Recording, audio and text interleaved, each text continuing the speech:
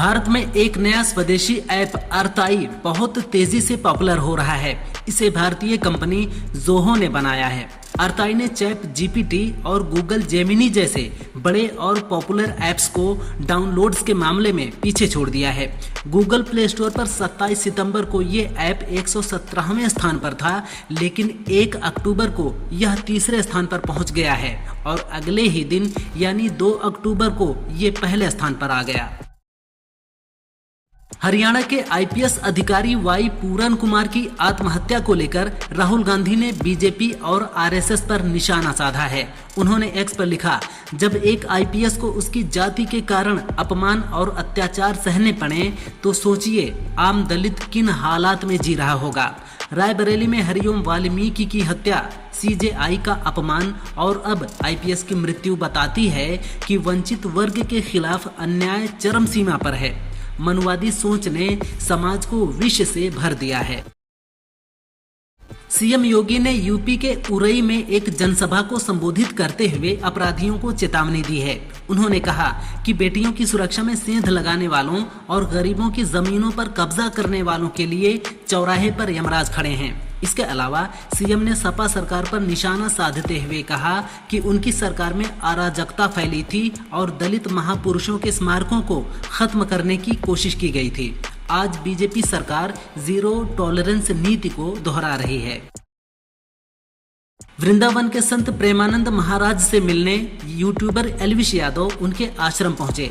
जब एल्विश पहुंचे तो स्वास्थ्य के बारे में पूछने पर महाराज ने कहा कि अब स्वास्थ्य क्या ठीक होना है, आज नहीं तो कल जाना है। एक भक्त ने पूछा, आपके जाने के बाद क्या होगा? इस पर उन्होंने राधा नाम जपने की सलाह दी। दोनों किडनी खराब होने के कारण प्रेमानंद महाराज का स्वास्थ्य ठीक नहीं है, लेकिन वह भक्तों से मुलाकात करते हैं।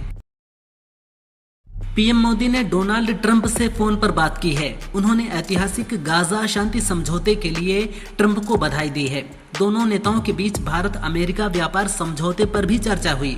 पीएम मोदी ने एक्स पोस्ट में लिखा कि वार्ता में हुई अच्छी प्रगति की समीक्षा के साथ साथ हम आने वाले हफ्तों में घनिष्ठ संपर्क बनाए रखने पर भी सहमत हुए हैं। आज शांति के नोबेल पुरस्कार का ऐलान होना है। उससे पहले इजरायली पीएम नेतन्याहू ने अमेरिकी राष्ट्रपति डोनाल्ड ट्रंप को हकदार बताते हुए एक फोटो शेयर किया है। नेतन्याहू ने एक एआई फोटो शेयर किया है जिसमें वह ट्रंप को नोबेल मेडल पहना रहे हैं। पोस्ट का कैप्शन है, ही डिजर्व्स इट।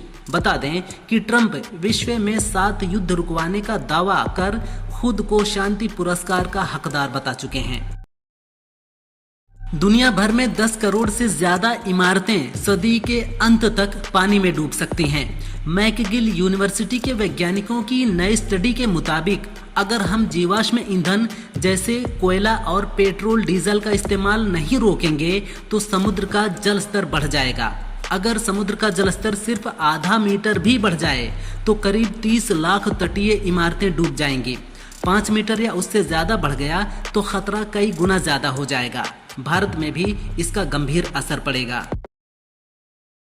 एनपीसीआई और आरबीआई ने नए डिजिटल पेमेंट फीचर्स का ऐलान किया है। इसके तहत बिना पिन के फेस अनलॉक या फिंगरप्रिंट इस्तेमाल करके यूजर्स 5,000 रुपए तक पेमेंट कर सकेंगे। माना जा रहा है कि इससे यूपीआई पेमेंट आसान और सुरक्षित तरीके से होंगे।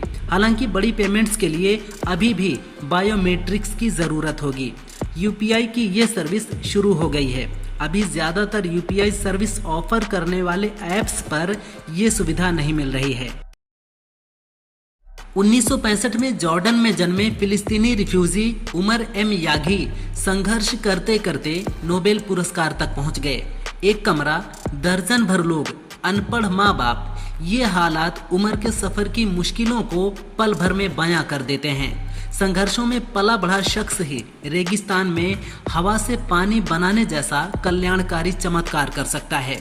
उनकी इस खोज ने उन्हें 2025 का केमिस्ट्री का नोबेल दिलाया। अब वह यूसी बर्कले में वैज्ञानिक हैं।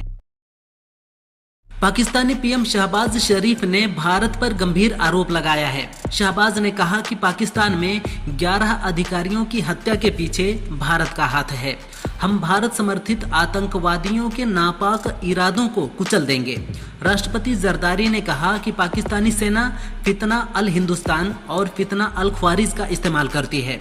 फितना अल हिंदुस्तान का उपयोग पाकिस्तान में प्रोपेगेंडा और वैचारिक नैरेटिव के लिए किया जाता है।